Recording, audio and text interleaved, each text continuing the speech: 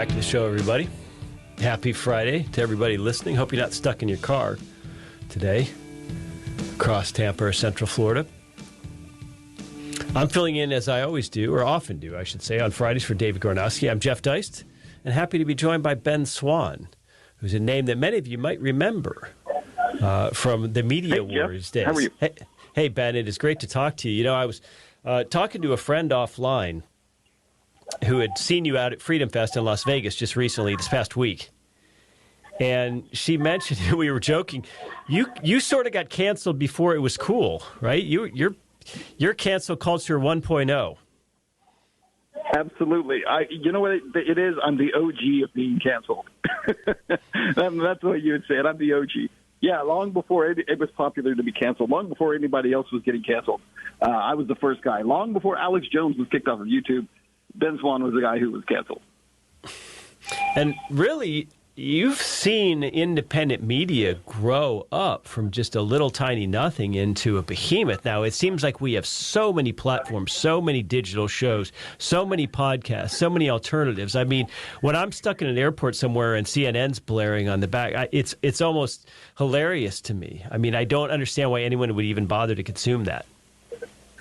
Yeah, you know, what's really interesting, too, is that on that same note, by the way, CNN's actually gotten canceled in a lot of airports. I was walking through the Atlanta airport on my way to that Freedom Fest event in Las Vegas, and I noticed for the first time there was no CNN on any of the monitors. And it's actually like this very cheaply made kind of independent programming that they have running in the Atlanta airport. Atlanta, of course, is the original home of CNN. So it's kind of interesting to see that. I think that, but you're absolutely right. We've watched this happen now for the last few decades, and certainly the last decade. You know, if you go back 2012 until now, and there has been a complete shift in the media landscape. The difference is that while we have far more choices in terms of independent media, it seems like it's harder and harder to find it. You know, it's interesting. If you're looking for independent media, it's difficult to discover. You know, 4 or 5 years ago, you could just go on Facebook and you find it all over your feed. Today, you go on, and Facebook's feed, I was actually just on it today, kind of just looking through it. It's so interesting. I don't know, Jeff, how often you're on Facebook, but if you're looking through their feed, there's virtually no news at all. Almost everything is some kind of paid, quote-unquote, viral video from some group like Viral Hog or some entity like that. That's about 90% of what's on there is paid content that has nothing to do with news. Can you talk a little bit about this whole idea of building your own platform? Because I know you've been involved with Sovereign Media. I know you've had several shows of your own, both in the past on traditional media and then with some of these new media platforms. So what are you doing? Tell us about it. Yeah, absolutely. So Sovereign.media, it's SOVREN.media, is the platform that we are building. It is a social media platform similar to Facebook and YouTube in a number of ways. We have a news feed like what you would find on Facebook. We also have, you know, circles, which are similar to Facebook groups. We have live streaming available. We have stacks, which are written articles. So a lot of different tools for our users and for our content creators. But kind of what we've tried to do is we've tried to take the best in terms of the Facebook experience. In my personal opinion, when it was not doing all the things it's doing now, Facebook was probably the best technology in terms of sharing content because it was truly a social media that had social aspects. There are a lot of folks who have come along, Rumble and Getter and some of these other sites, and nothing against them. But the problem is that they're not really social media in that you're not really interacting with other people. You're merely commenting and reacting to content that someone's putting up. So we're trying to bring that social aspect back. But more importantly, what we've done with it is we've built it on the blockchain. So we're using blockchain technology in order to secure it. So there's no AWS involved in what we're doing. There's no Amazon Web Services, no IBM, no Google Play Store, no Apple App Store. And it makes us very different than a lot of the folks who have come along because what I see happening, Jeff, is a lot of these companies that have come along, they are treating the symptoms of the problem. The symptoms are things like fact checkers, right, who don't actually check facts. The symptoms are things like the companies that come along and kick off a content creator for saying the wrong thing. But those are symptoms of the problem. The actual problem is that only about 4 or 5 companies control the entire internet right now. AWS controls 33% of the entire global internet, Amazon Web Services. Google and Microsoft together combined for another 30. That means 63% of the global internet today is controlled by 3 companies, Google, Microsoft, and Amazon. And so that's why we're building outside of big tech, outside of Silicon Valley, to ensure that our content cannot be taken down and our content creators and users are protected. Yeah, that's interesting how we were all sold back in the 90s when websites were brand new and exciting and there were these hilarious on-ramps like AOL and Netscape. We were really sold on the decentralized element of the internet. The digital communication was not going to be a hub and spoke. It was going to be infinite spider webs.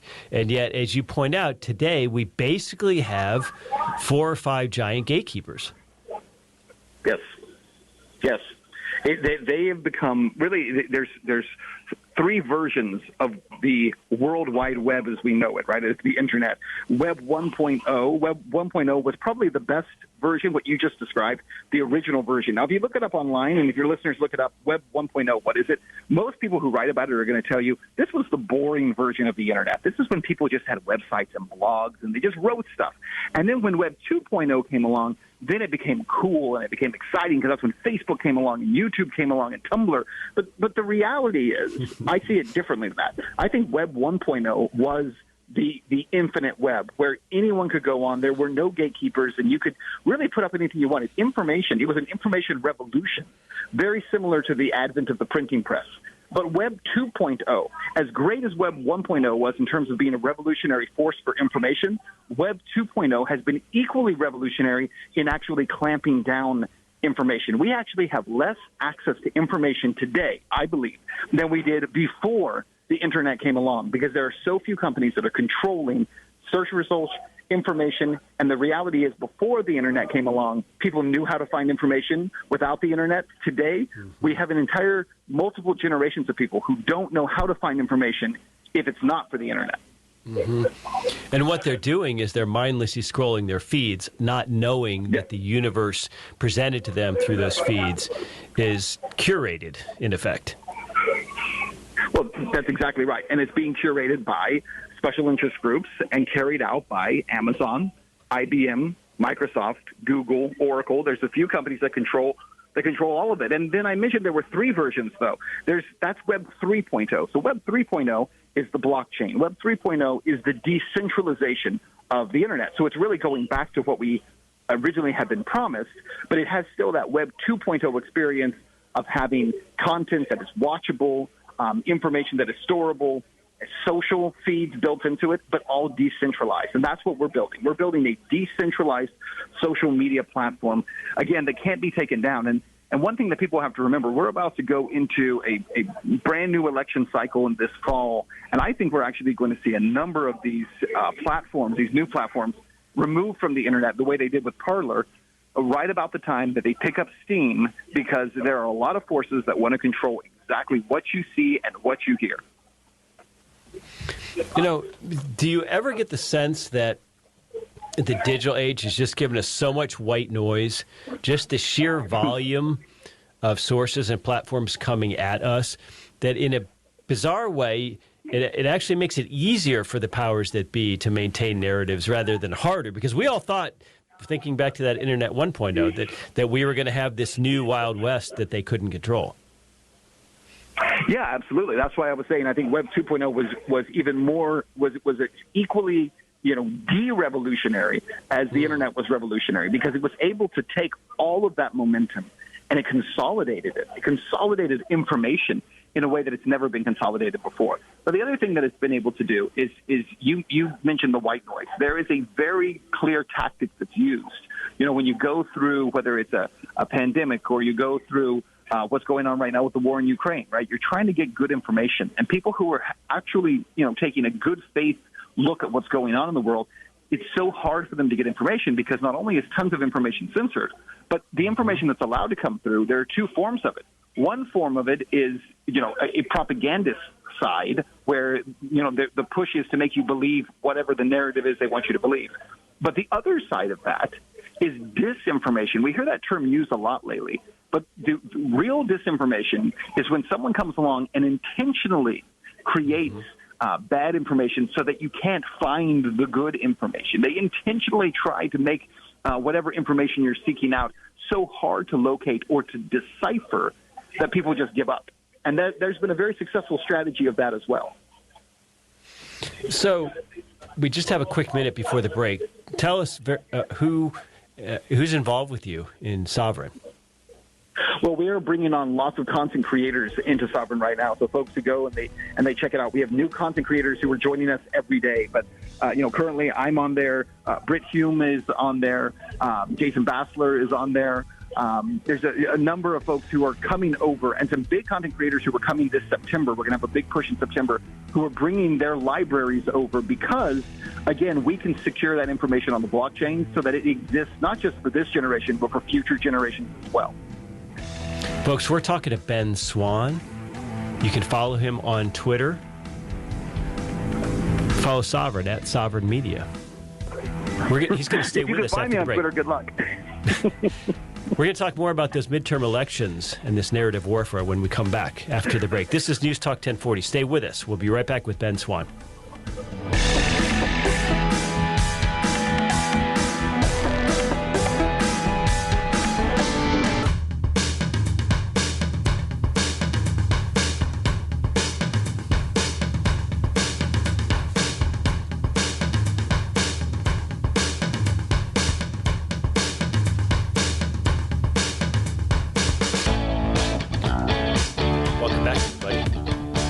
Hope you're enjoying your Friday afternoon. Hope you got a great weekend planned ahead of you. We're talking to Ben Swann, continuing our conversation with him. Ben, I found you on Twitter, no problem. You're right there at Ben Swann _ Awesome. Glad you're able to find me. I'm sure they do their best to hide you. You mentioned the midterms coming up. In 2020, the election, 2016, the election of Donald Trump, we had so much back and forth about whether the Russians intervened and Hillary Clinton saying that, Facebook ads were the difference. I mean, the whole thing was an absolute farce. But you get the sense that not only the midterms, but the 2024 presidential election beyond are going to just be absolute scorched earth narrative battles. It fought as much in media as they are in what we think of as an old-fashioned campaign trail. Oh, without question. Look, there's two storylines here. One is the midterms that are just a few months away. We're going to see, as you said, scorched earth with that. More than likely what we're going to see, as you know, we're going to see the House move to Republicans. We're going to see the Senate move to Republicans. And then you're going to have the next 2 years is going to be a bloodbath because for the first time in really modern history, I'm not sure if it's ever really happened like this. Maybe on a couple of occasions, we're going to have an incumbent president who either steps down and says he's not going to run again, or he's going to be primaried. And that, as you know, is very unusual. So you're going to have a true full 2-year cycle.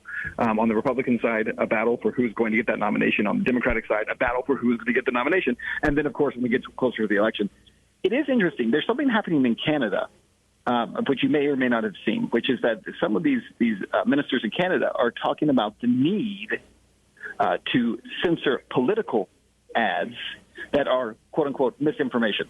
So a political ad that is misinformation. Well, what does that consist of? Well, that consists of any ad that essentially runs in any political cycle because they're all somewhat misinformation because obviously they skew the information in that ad to try to make their opponents look bad, right? Or they take information out of context. It happens all the time in political ads. The problem, of course, is that you'll wind up with one side controlling that argument as to what is considered misinformation and what is not. So it's going to be very interesting to see how it plays out, I think, not just in the actual election cycle, but across social media, across traditional media, and what steps are going to be taken by tech companies to insert themselves once again into this space, as they did in 2016, as they ramped it up in 2020. Do you have any predictions on what's going to happen with Twitter? Well, it's not going to Elon Musk. I actually predicted that months ago that he was going to pull out of that deal, and I knew he would pull out of it. I said on the record that would happen, and the reason I knew that would happen is because Twitter is not worth $44 billion. I'm not even sure it's worth $4 billion. I mean, it is very ineffectual, and of course, the issue of bots. Right, so many of the accounts are fake. The only thing Twitter actually is. It is used by governments around the world to push their agendas. That is what it is. It is a state mouthpiece the same way that we criticize state media, in places like China and North Korea. That's all Twitter is. It is a state mouthpiece. And so ultimately, I think Twitter will die a death of its own. And every day, I think it becomes worth less and less and less. But I think eventually it'll simply die off on its own because it's made itself irrelevant. What do you think about all of the new platforms out there, especially on the conservative side, on the right side? You've got things like the Daily Wire, you've got Glenn Beck and the Blaze, you've got OAN, you've got Newsmax down in Florida, you've got Real America's Voices. I mean, you've got all these platforms with these kind of mid-level celebrities appearing on them. Yeah. And it seems like the audience is really split up. Some of them are subscription models. You only have so many hours in the day. Is this going to work? Well, it won't work for all of them. At some point, I think that there will be a winner that emerges. I think, Daily Wire's actually done a really, really good job of carving out a fairly interesting personality-driven space. The Blaze, I think, has tried to do that in the past, but mostly they're about Glenn Beck.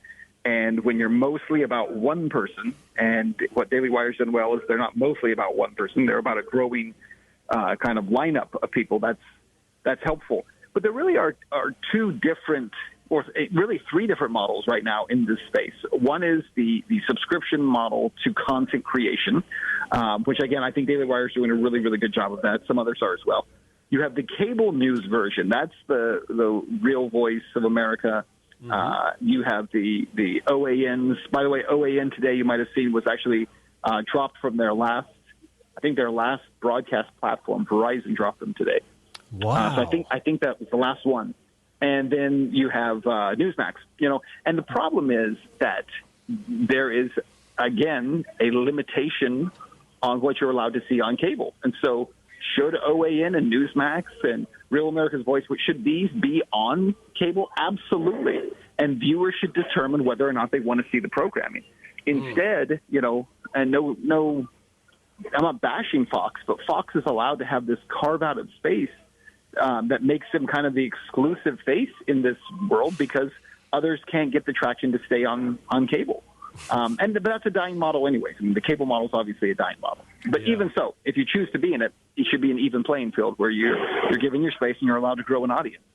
And then, of course, the last one is the last of these three pillars is the social pillar. There's a lot of conservative upstarts in that as well, but all of them, with the exception of Sovereign, are bowing the knee to Apple and Google. In order to access them, in most cases, you have to utilize the Apple App Store or the Google Play Store, and that's ultimately going to be their death knell. Isn't that amazing? All these outlets, but yet the content is all built on particular host, particular server, particular search engines, payment gateways like PayPal or banking with Visa, web hosting, the cable hosting. The whole thing is just built on underlying tech platforms that we don't own and control. Yeah, that's exactly right. So we come full circle, right? How we started the conversation, because the point of what we're building was in full recognition. I spent over 20 years in broadcast television creating amazing content and outperforming every other journalist in America in terms of social reach, in terms of video views. I mean, in 2016, I'm working here in Atlanta, and we did 200 million video views in 2016, right? Insane numbers for a local journalist in Atlanta. The problem that I've always run into, though, is that it didn't matter how successful the content was or how much people wanted to see it. What mattered was that ultimately there was some entity, whether it was a corporate boss, it was the network, whether it was the tech companies themselves, who get the final say. And so the only way that conservatives, libertarians, independents get a chance to move forward, by the way, even traditional liberals, right, people like Glenn Greenwald or a Tulsi Gabbard, right, there's a very small group of progressives that control all of that tech. And so they will prevent any other voice from being heard unless we utilize the technology to build outside of these systems. If we don't do that, we have no shot. Yeah, it really is something to think about that. And I think they've proven that they're entirely comfortable with shutting people down altogether and canceling political speech. I mean, I think they're on the verge of criminalizing certain political viewpoints. I think that's what the January 6th trial is about. I think that's what's happening to Steve Bannon.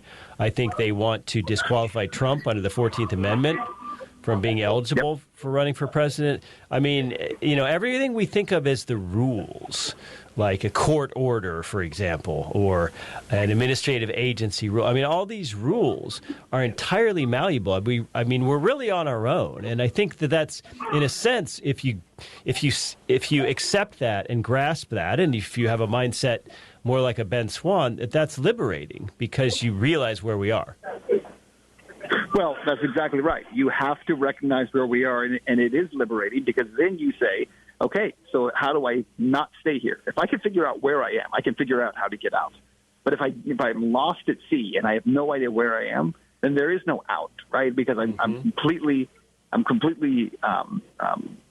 incapacitated in terms of being able to figure out what direction gets me out of this mess. And I think, again, that, technologically, we can do this. That, 10 years ago, virtually no one in the country knew what Bitcoin was. I knew what it was, but virtually no one else did. And when I would talk to people about it, they would say, what? What are you talking about? Digital money? Money that you don't, there's no physical form. It's all online? They had no idea. Today you say the word Bitcoin, everyone knows what you're talking about. Now, they may not understand the great intricacies of it, but they understand essentially what it is. And here's one thing that's undeniable. Whether you like Bitcoin or not, Bitcoin has become transformative to every central bank nationally around the world. Every single central bank around the world is trying to emulate it, copy it, utilize it in some form, or rip it off in some form. It is that transformative. And it's that same underlying technology that we can use to redefine and reshape media in a way that 10 years from now will have completely redefined the game. Yes, very true. And I guess the most important suggestion I might have for independent or alternative media is be a really good-looking 20-something blonde woman. So start with that, and then you have any platform. But in 10 years, there'll be a 30-something blonde woman. So, but it seems like there's an endless supply on Fox News and OAN and Newsmax and all these platforms. But speaking of them, I know that they've all got their eyes turned towards right here in Tampa anyway, because Governor DeSantis is addressing the Turning Point USA convention here. Do you have any thoughts on DeSantis and Trump? And I'm not sure that at this point they would allow either one of those men to become president. Well, listen, they weren't going to allow Trump the first time, and they were caught by surprise. The problem for DeSantis or Trump coming back is going to be that this time they know you can, and they know that if you run, they probably will.